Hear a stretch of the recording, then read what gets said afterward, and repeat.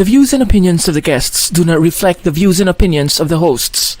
Furthermore, the views and opinions of the hosts do not reflect the views and opinions of the show, the management of this page, and the affiliations of the hosts.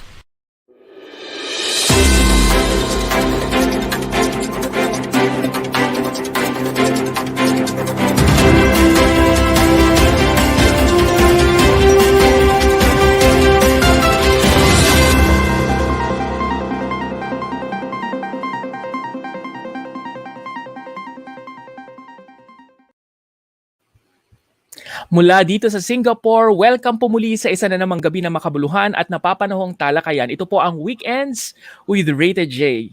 Ang programang ginawa para sa mga overseas Filipino mula sa kapwa overseas Filipino. Inyo po itong napapanood ng live tuwing Sabado sa tulong na rin ng teknolohiya at ng social media. Magandang gabi po sa lahat ng mga nanonood dito sa Singapore, sa Estados Unidos, and all over the world. Maraming salamat po sa inyong patuloy na pagtitiwala. Ako po si June Rigunan. At mula naman po dito sa Estados Unidos, ako naman po si Dazeline Zapata Pinlac. Good evening, partner. At Good evening, partner. Magandang gabi sa mga kaibigan natin at kakwentuhan tuwing Sabado ng gabi. For more updates, please like and follow our official Facebook page na Rated J at syempre sa ating YouTube channel na Rated J Official.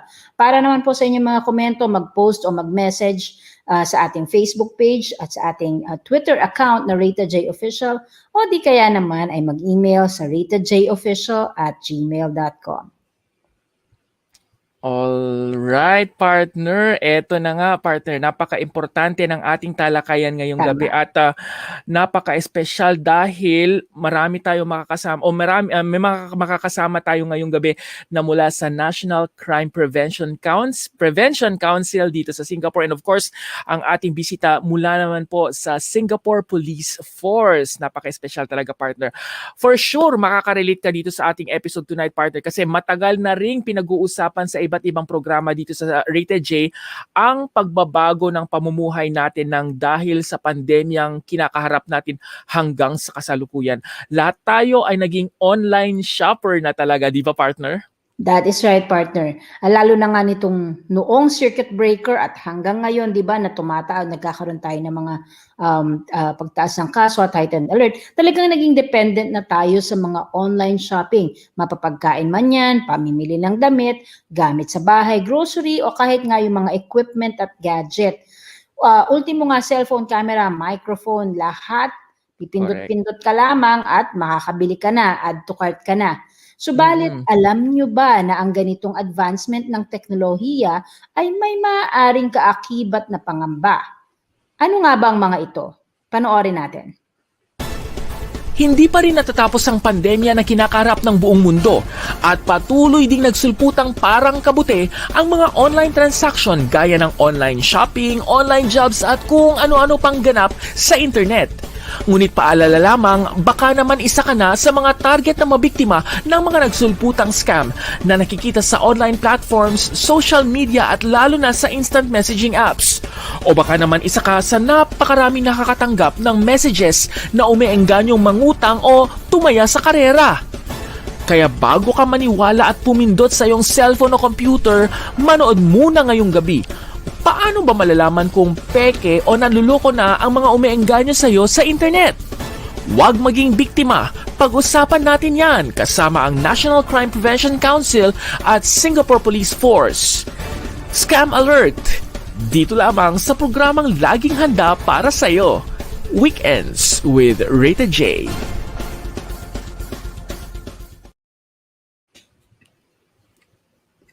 Yes, partner? Ayan. Ngayong gabi, ikinalulugod natin. Tonight we'll have very special guests like what my partner mentioned. Sa mga kababayan natin, this will be run in English, but we will try and make sure to also translate important portions to help everybody understand. So, yun na nga, we are very happy and privileged to have our guests for tonight. We'll start with Miss Felicia Sio. She's the ASP of the Commercial Affairs Department of the Singapore Police Force. Good evening, Felicia. Good She's evening, actually the senior Felicia. investigation officer from the anti-scam division of the commercial affairs department of SPF, or Singapore Police Force. Good evening, Felicia. We are very privileged to be for you to be joining us tonight. Hi everybody. I'm Felicia from Anti-Scam Division. Thank you very much. And of course, we also have the Senior Program Executive of the National Crime Prevention Council. We have Miss I hope I will pronounce this correctly. So Shu Jin. Thanks a lot, XJ. I will just have to call her XJ tonight. Thanks a lot, XJ, for joining us. Hi, I'm XJ. Right. Thank you very much for joining us tonight, partner. All right. Thank you again to both of you for joining us. And we're really very pleased to have you on the show. We have, we have always advised our countrymen who are based in Singapore about scams, but it's extremely, we're extremely grateful that we have officials who will share or who will share what you know regarding this matter. Felicia, may I just check with you? What are the top 3 scams that have been affecting us here in Singapore? Okay. Firstly, a very good evening to our JA audience, our Rated J audience. Thanks for having us in your show. So some of the top scams that we'll be highlighting today will be bank phishing scams, loan scams, and job scams. So during this session, both XJ and I will actually share about how each scam works so that Rated J audience can understand better. However, we want to highlight that scams are constantly evolving, so the methods mentioned here will change in time to come. Right. Is there any particular segment of the society that are more vulnerable when it comes to these scams, Felicia? I believe scammers target anyone, regardless of age, race, profession, and educational level. However, given that many scams involve the use of technology, the younger groups are more vulnerable. So sabi po ni Felicia ay mas vulnerable daw po yung mga mas bata dahil tayo po yung mas madalas na humahawak ng ating mga telepono, mga computer. So mas involved tayo kumbaga sa technology. Partner? Still for Felicia, for example, our foreign domestic workers, our migrant domestic workers, based on your information, what kind of scam are they more vulnerable to? And can you share with us some stories of such? Yes, sure. So basically the scams we are covering today affects the community, which includes domestic helpers in Singapore. Let me share a case study on one of such scams in Singapore. So this victim is actually a female, 48-year-old, who needed money for family emergency. So on one day, she just received an SMS claiming to be from the bank, advertising loans.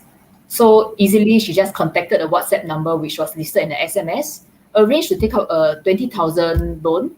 The scammer instructed the victim to actually make payment of 1,800 as insurance, advanced monthly repayment. So the victim transferred the money to 2 different banks' accounts.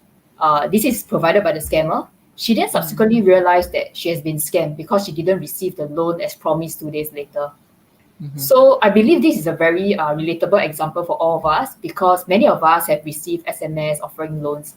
So it's important for everybody to remain cautious. Even if these scammers claim to be from companies such as banks or licensed money lenders, never give away any information such as NRIC numbers, contact numbers, and bank details, especially your bank account numbers. Right. That's always also our what we always tell our viewers, not to really give all these very important informations to anyone.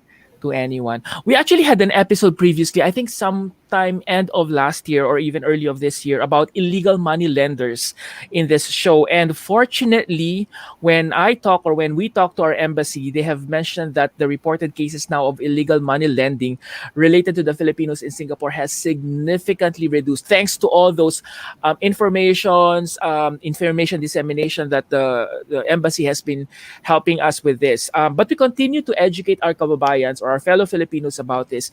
Can you tell us again, how do we distinguish, a real and the fake money lender or illegal money lender in this case.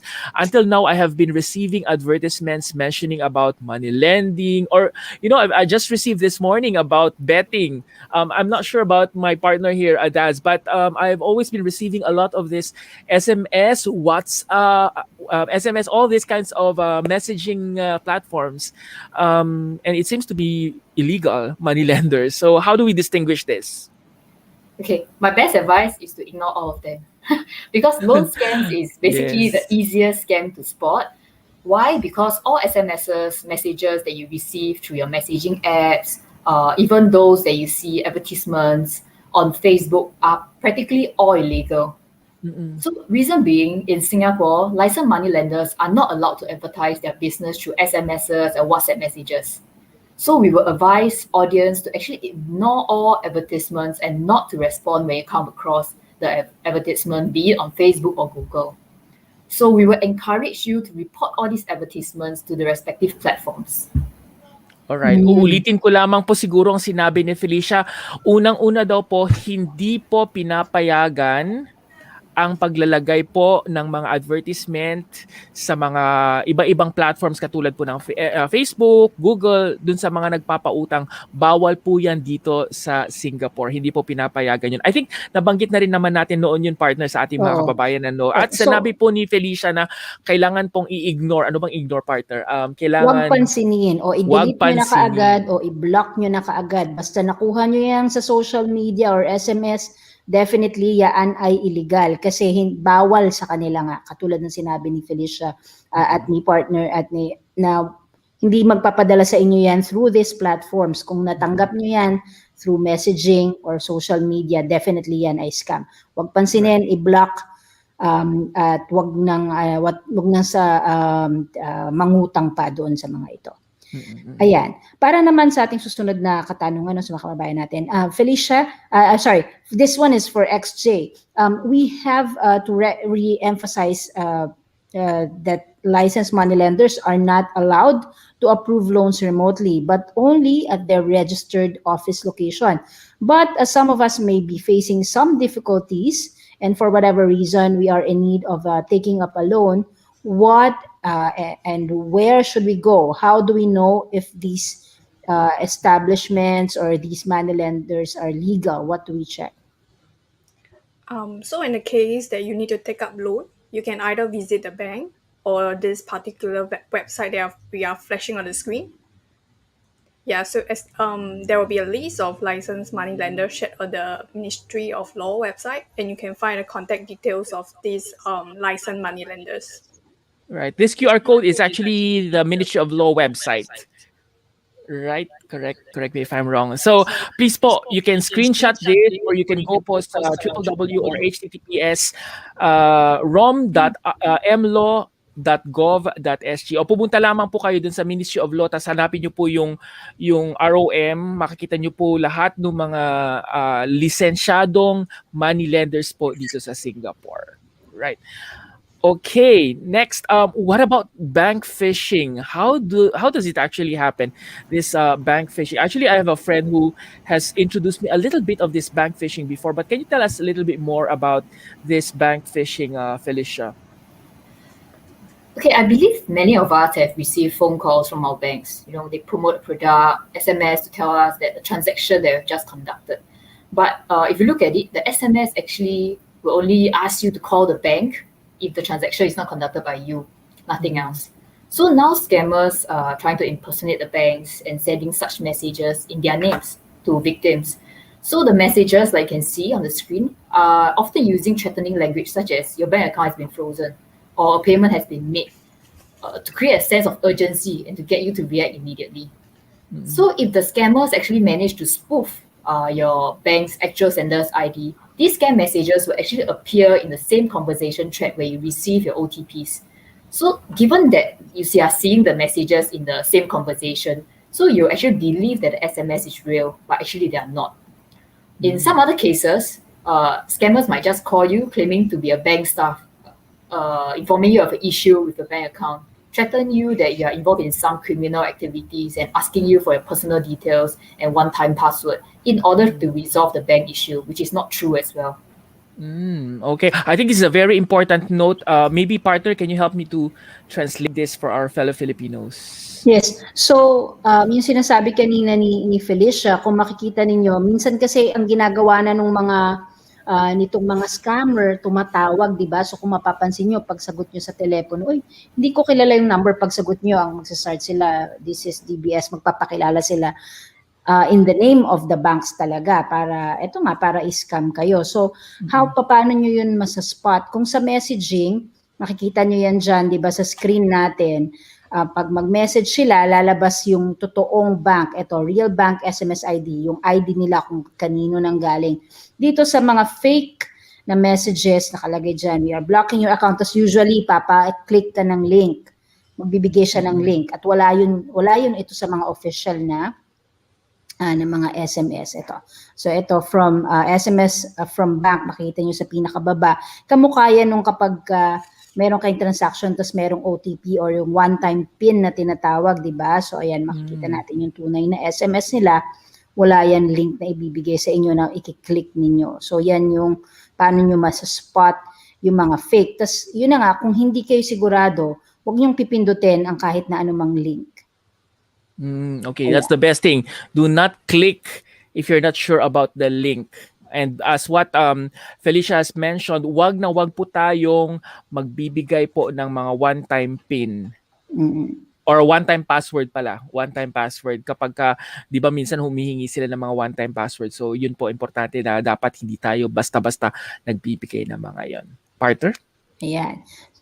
For our next question, if the scammers are able to spoof or imitate the bank's sender ID or impersonating banks over the phone, then how can we tell which one is true and which one is the imitator? How can we prevent or how can we then prevent ourselves from getting scammed on these bank transactions? XJ, would you be able to share with us some tips? That's a very good question. So here's what we normally advise users to do. Be extra careful when answering phone calls with plus prefix. All incoming phone calls that originate from overseas come with the plus prefix before the number. So Alright. if you're not expecting any overseas calls, don't pick up such calls. Alright, I think I will have to translate a little bit first that ang sabi po niya kapag ka daw po nakakatanggap tayo ng mga tawag na merong plus prefix. So for example, dito sa Singapore, di ba meron tayong +65. Kapag ka ho kayo nakakatanggap ng mga ganun na may plus tapos yung number, wag nyo daw pong sasagutin yung mga tawag na ganito. Lalo na po kung hindi naman kayo nag-expect ng isang overseas call. Okay? Go ahead, Felicia. XJ? So for phishing through SMS, you have to read through the content of the message. Normally, banks will inform you of a transaction that you have made, and the message will neither sound threatening or it will create any sense of urgency. So for most banks, they will get you to call the bank official hotline immediately if the transaction isn't made by you. Partner, siguro i-translate mo yun para sa ating mga kababayan? Ayan. So yung binanggit nga natin kanina, yung phishing through SMS, yung panluloko o pang-imitate through SMS, yung mga bangko, hindi yan, magsasabi yan sa'yo, kung wari nag-transact ka ngayon, papadalahan ka niya ng mga confirmation SMS, ganyan, sa SMS. Pero, hindi yan magtutunog na parang nananakot sila, hindi rin sila mag-create ng sense of urgency. Kumbaga, yung mga messages, plain and simple lang kung ano lang yung transaction mo. At para sa karamihan ng mga bangko, sasabihin nila na pwede kang tumawag sa mga opisyal ng bangko, yung bibigay yung hotline number, kapag yung transaction ay hindi ikaw ang gumawa. So meron nang sasabihin doon, kung itong transaction na ito ay hindi ikaw ang gumawa, ito ang numero na pwede nating tawagan. Yun yung mga legitimate o yung And I think mga SMS, mga messages. Yes, and I think we're flashing right now an example of a fake bank Ayan. SMS. It's like from the words itself, a payment was attempted. If it was not you, blah blah blah. So it's like threatening SMS from a local bank, which is actually a scam. And of course, the website, as indicated there, is actually not an official website from the bank. Felicia, as sorry, XJ. Okay, yeah, you should also compare the content of the newly received message with the previous message that you get from your bank. For example, does your bank normally use capital words in your message to you? Or would it include a URL in the message for you to click on, something like the one that's on the screen right now? So if the answer is no, the message is likely to be a phishing message. It's similar to how you know a text message is from a friend or from a impersonator through their way of texting. So, ang sinasabi po ni XJ dyan, alam naman po natin kung paano mag-message po yung bangko sa atin. It's either minsan caps lock lahat or hindi. Kumbaga, alam na natin kung paano sila nagme-message. So, kung napansin nyo na medyo kakaiba yung message, yung pattern or yung paraan ng kanilang pagme-message, nako, magduda na ho kayo dyan kasi parang kaibigan lang po yan na kapag nagme-message kayo sa kaibigan nyo, di ba? Usually, standard na yung paraan ng pagme-message nyo. Pero kapag napansin nyo na parang iba siyang mag-message ngayon, nako, magtaka na kayo doon at maaaring ito ay phishing na o nag-impersonate na ng pagta-text. XJ? Yeah. So also, you can also have to look out for some grammatical or spelling error in the message. So many of these phishing message have some spelling or grammar error that normally the organization that would have made it. Right. Ang sinasabi po ni XJ ay kung minsan po ay may mga grammatical errors o kaya mali yung spelling. Like for example, yesterday, XJ, I actually received a message and the way that they spell the I think Singapore or something like that was actually wrong. It's like they exchanged the letters, for very simple words like that. So that's already should be a sign. Ito na po yung senyales na maaaring nagfi-phishing o isang scam na ho yung nagme-message po sa inyo. Yep, XJ. Okay, so sometimes you can also find URL in your SMS, also something similar on the screen. You should never click on it. And what you can do is to enter to your account through the official bank website, or you can log into the bank app on your mobile phone to verify the information. Just remember not to log in through the link provided in the SMS or in the email that you have received. So Partner? katulad ng sinabi yan kanina, no, enforce lang ni XJ, pag yung mga link, kaya wag niyong i-click yon at wag na wag kayong maglalagay ng mga impormasyon ninyo dun sa link na ipinadala. Mapa-email man yan or SMS. Magpunta kayo sa mismong site o yung sa bank app at dun kayo mag-login. XJ. Okay, yeah. So also shared by Felicia earlier, scammer will ask you for your OTP, one-time password, which you should never ever share with anyone because it's like a key to your bank account, and the bank staff will never ask for this information. So if you're in Ayun, so doubt, yun lang din ulit, yung OTP lang o yung one-time password po yan. Wag na, hindi yan hihingin sa inyo ng kahit na sino mang staff ng bangko. So wag na wag ninyong i-share o ibabahagi, kahit ano pang sabihin sa inyo, wag niyo ibabahagi ang inyong one-time password. yeah, so if you're in doubt, you can verify by calling the bank through the official hotline to validate the request. There's nothing wrong to be skeptical and say that you can call the bank to verify the person request. All right. Let's go to this third type of scam that you have mentioned, which is job scam. Actually, this is the first time I'm actually hearing this. Can you share us a little bit more about this job scam and how does this type of scam actually works? Partner, is this the first time that you're actually hearing this job scam or you've also had an I think I've experience about encountered this? this before, but not in Singapore. I've never heard of this. But I haven't heard of it originating from Singapore. In other countries, I've heard of this where they solicit, like in Western countries, they solicit job applications. They pretend to be agencies from legitimate agencies from somewhere. So I'm very interested to find out Right. So about does this it as work well. the same here in Singapore, Felicia? Okay, so this is one of the latest scams that is on the rise. So, one of these cases that I'm going to share, a woman actually lost about 70,000 of her life savings. Wow. Yes, that's a lot of money for a 70,000. lot of people. I Yes. can retire Okay, already if I have that. okay. So in this scam, scammers actually try to lure you by performing simple tasks. They'll give you a job saying that you just need to go online, start liking videos. Then they'll actually pay you like some commission for every time you like a video. So it's something very simple. Everybody will try to do it. So once you have shown interest and start to like their videos, the scammers will then introduce you to another job by saying that, oh, you have done well. So they'll ask you to start grabbing orders from e-commerce marketplaces. Hmm. How you grab orders is actually simply by adding items into your shopping cart. You know how it works on e-commerce platforms, right? So We when love you add it. the items, oh, I love it too. We love Okay, it. so but however this is different, you don't get the items. Okay, so you add items into the cart. Then instead of paying the platform, they'll ask you to pay the product items to designated bank accounts that they tell you. So it means the scammers on the other line will tell you, okay, just now pay to this bank account, the total amount, instead of going through the platform. So in order to build trust in the victims, the scammers will still agree and start paying commissions and everything to the victims in the first few rounds. But once the trust is established, the scammers will start getting the victims to purchase more items, more expensive items until the amount start rolling.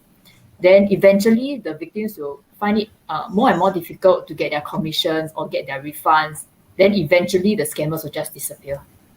Wow. I think Wow, please help us that to, I is mean, scary. give us the permission to have this translated because it's a very important point. Yes, I And this please is a translate. very because this is interesting. First of all, Filipinos like to do a lot of this social media thing, like anybody else, but I think we are really one of the top social media people in the world. And number two, we like to shop online.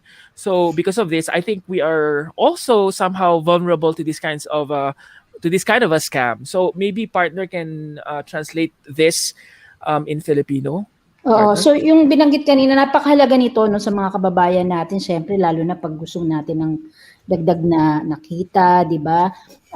Medyo ano tayo sa ganito, yung may extra income na sinasabi. So ito ba medyo bago ito sa pandinig din namin ni partner. So yung isang halimbawa, merong isang babae na na-scam ng $70,000 napakalaking pera po nito. Magkano ba yun sa Pinag-uusapan Pinas? natin dito. So ito yung video na pinapakita kanina ni Felicia, yung isang halimbawa na ano yung papagawa lang 2.5. sa'yo, di ba? Yung magla-like ka lang daw, yun lang yung unang ipapagawa sa'yo, magre-respond ka dun sa mga advertisements at kapag ka nakita nila na talagang interesado ka, nagla-like ka nga ng ito nila-like ng mga videos, pag nakita nila na kumbaga sumusunod ka, ipapakilala na sila, introduce na sa'yo na meron pa isang trabaho na pwede nilang ibigay sa'yo. Yung gagawin mo naman, sa online pa rin to ha, mag-grab ka ng mga order. So ikaw yung mag-click, mag-place sa mga order sa mga platform, i-add mo sa cart, tapos magbabayad ka sa isang designated bank account na ibibigay sa'yo. So yung bank account number ay ibibigay sa'yo ng mga scammer. So sa unang beses o sa ilang mga pagkakataon, para magtiwala ka, yung mga scammer, ibibigay naman sa'yo yung commission mo. Ibibigay din sa'yo yung bayad dun sa mga in-add to cart mo.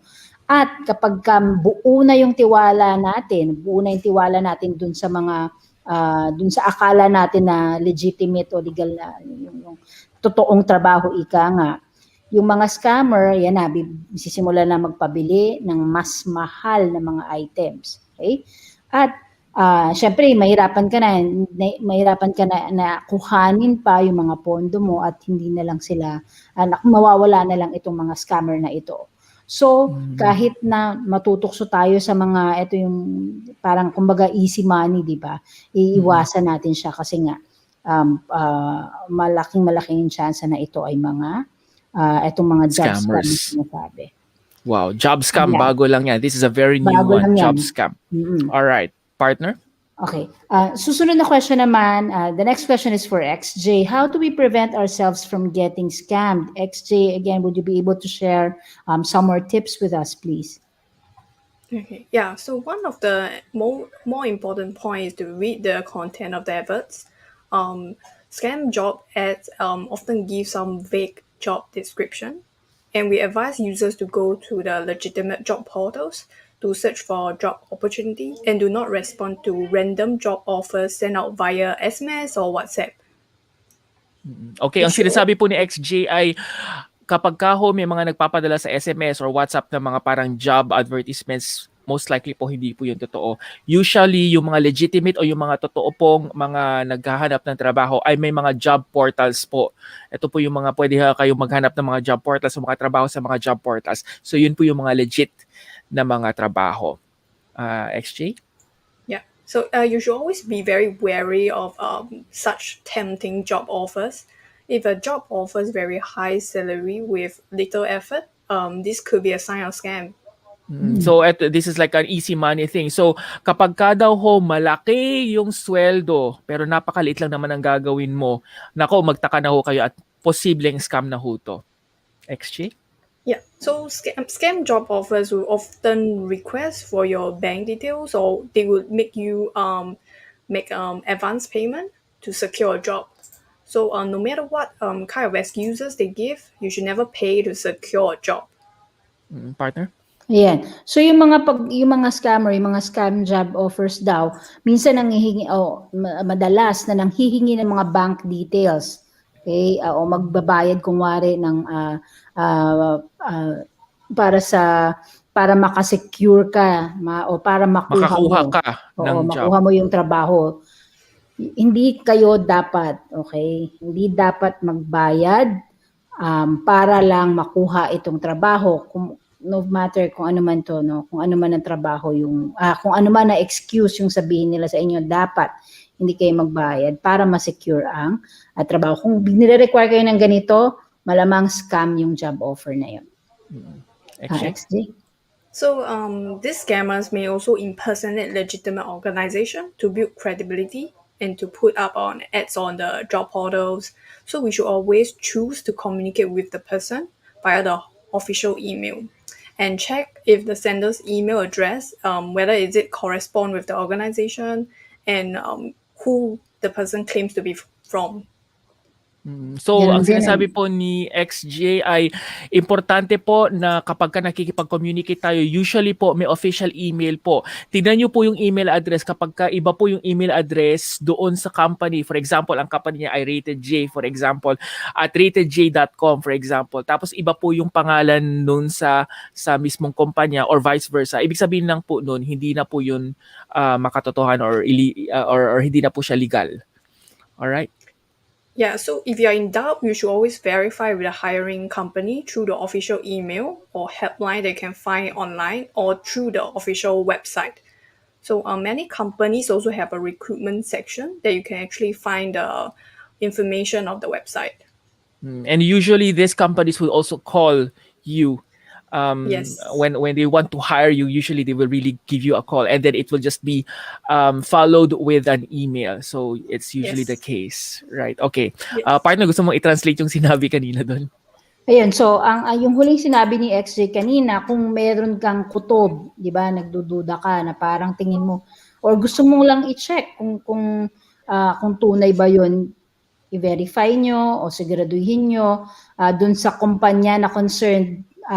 Marami naman silang mga plataforma, pero pwede kayong mag-email dun sa official email nila o kaya helpline na makikita ninyo online. May marami rin yung mga kumpanya na meron sa mga website nila, may nakalagay dyan, recruitment section o kaya careers, ganun yung mga heading niya.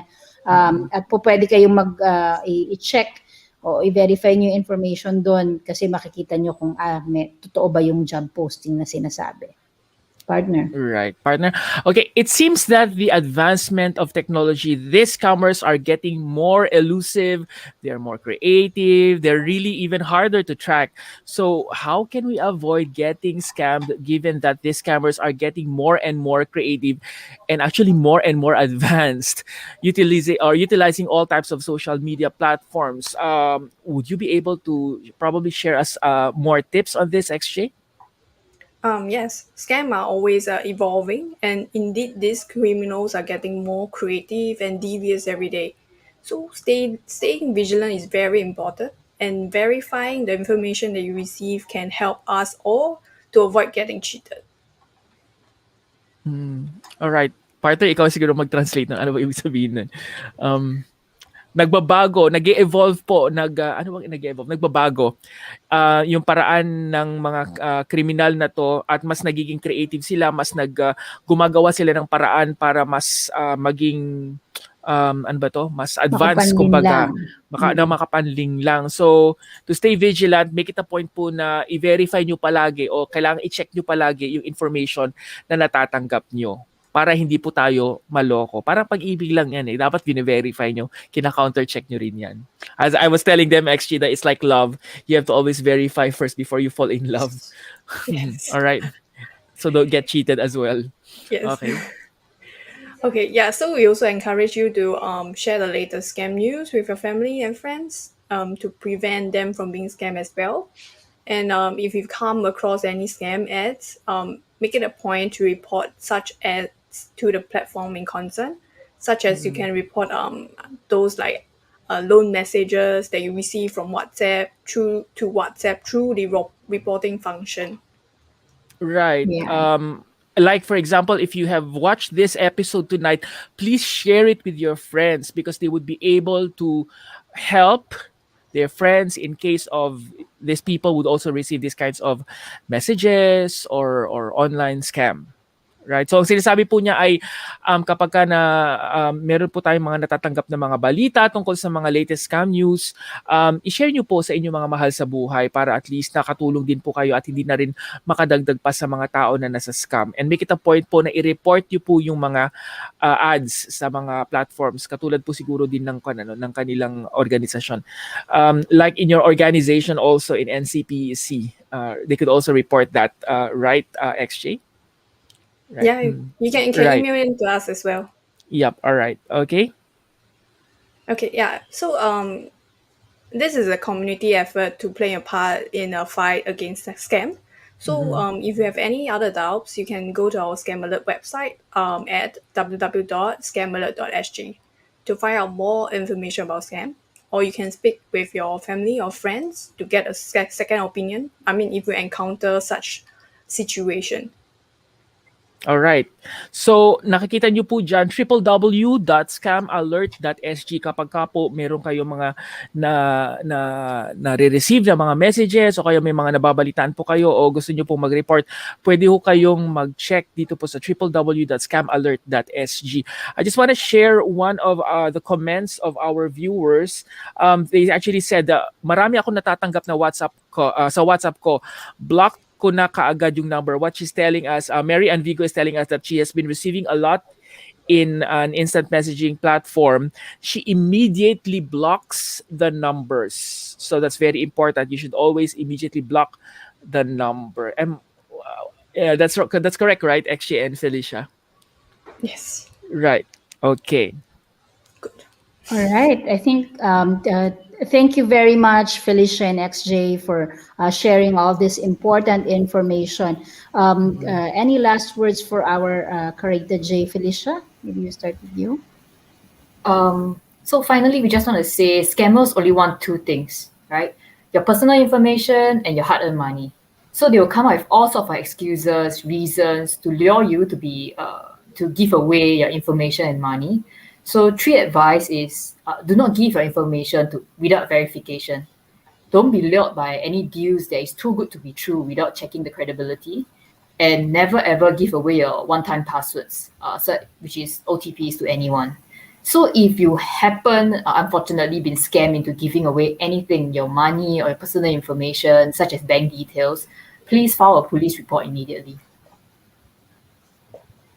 All right. Maybe partner, you can help me to translate what Felicia has just said. So ayun, kakasabi lang ni Felicia, yung mga scammers, dalawa lang yung gusto nila. Una, yung personal information ninyo, kung yung identity, yung mga impormasyon ninyo na personal na hinihingi nila at yung mga hard-earned money ninyo. Okay, yung mga pera na kinita ninyo. So yun ang gusto nilang makuha. And marami silang mga excuse na gagawin para maengganyo o para maloko yung mga biktima para nga makuha itong impormasyon o yung pera. So, importante daw, sabi ni Felicia, wag na wag mong ibibigay yung personal information mo nang hindi mo na-verify. Okay? Ikalawa, wag din malulure nitong wag din maluloko nitong mga great, yung sinasabi nila na parang kumbaga yung easy money na binabanggit kanina, yung mga parang wow, bongga tong deal na to, na hindi natin chine-check kung ano ba yung kredibilidad ng mga tao na nakikipag-transact sa atin, nakikipagpalitan ng impormasyon sa atin. At ito isa sa pinaka-importante, no? Wag na wag kayong magbibigay ng mga one-time password, yung mga OTP, yung mga code na binibigay sa inyo na related sa kahit na anong online account sa ibang tao. Ayan. So kapag naman na-scam na kayo, wala na kayo, naloko na kayo, siguraduhin niyo na mag-file kayo kaagad ng police report. Correct. That's very important. Always report to the police. All right. If you allow me to just read some comments here, and I'll translate it also. Kaya ako pag may tumatawag o message, di ko sinasagot o reply, block ko kaagad. So she say, Charita Coloma is saying that if someone calls her, she just don't reply, she doesn't answer it, and she immediately blocks the number. Okay, there's also here Rose Ann. Oo, ako grabe daming tawag na walang contact ko. Minsan pa nga nag-message sa akin about bank, about sa kahit anong reason. Casino, ewan, marami pang ibang reason. So she's saying that there's a lot of callers, and according to her, sometimes it's actually, or they're claiming to be from the bank, and they would have a lot of different reasons, like even they will have multiple reasons to that they tell the caller tells the person. Okay, J. Basihan Feliciano, she said, thank you for the information you've shared to us. I think there's one more important. Okay, sabi ni Crisanta Giking, si Ate Crisanta, hello po. Daming tumatawag, ayaw kong sagutin. She said, there's a lot of callers. She doesn't want to answer these callers. All right, at least our people right now are really more knowledgeable, and they are more attentive to these kinds of calls right now. This one's, nako, ako 2 beses na nangyari sa akin. Sa simula, ang gagaling nila, but in the end, magdadrama pa. Makuhanan ka lang ng pera. Pero hindi nila ako kaya direct to the point, wag ako scam mo. Wala kang mapapala sa akin. So Jasmine is saying that she has experienced this 2 times or twice. At first, they tend to be very, they tend to be very good, but in the end, they will say a lot of drama. They say a lot of drama. Drama, and in the end, she will be very direct to the point. She would say, "No, not me, because you cannot get anything from me." That's what she's trying to say. Okay. Partner, ikaw ang mag-translate ito. Nag-report ako kaagad sa amo ko sa mga pulis, kaya ako ngayon di na ako tumatanggap ng call. For Janet Corpus Aquino, she just reported to her employer. So she told her employer, and then they are the ones who, the employer actually helped her report to the police. So from then, she has stopped receiving the calls. She has learned her lesson. Thank you, Janet, for sharing that. Thank you, Janet. to the employer as well. Yeah, so Right. Sa mga kababayan natin, maganda din yun na napaalala, di ba? Sabihin ninyo sa inyong mga employer, kasi yung mga employer, very aware sila sa mga ganyan din. All right. Anyways, that's it for this for tonight. Anything else you guys wants to say, or we're Maybe, okay? We're done. XJ would also have a last words. Are you okay? Okay. All right. Thank you very much for you so joining much. us tonight. Thank you. XJ and Felicia, we really Thanks, appreciate XJ it. and I'm very Felicia. sure that we hope that this episode will be shared by our viewers to other viewers as well. We have almost 100 viewers, concurrent viewers a while ago, and hopefully this would be passed on to a lot more viewers later on. All right. So mula po sa aming tahanan dito sa Singapore, ako po muli si Jun Rigunan. At ako naman po si Dazeline Zapata Pinlac. Abangan niyo po muli kami sa susunod na Sabado sa mga pinakabago, pinakamakabuluhan at mga napapanahong impormasyon at talakayan, ang tunay na public service na hatid namin para sa inyo. mula sa programang ginawa ng mga overseas Filipino para sa mga kapwa overseas Filipino. Ito po ang Weekends Weekends with with Rated Rated J. J. Please stand by po for He Said, She Said. Felicia and XJ, please stand by there. We will just put our extra video. Bye everyone. See you po sa He Said, She Said susunod na po. Thank you for watching our program. Please do like and share this video. Don't forget to watch our other videos and subscribe to our YouTube channel. Salamat ka, Rated J.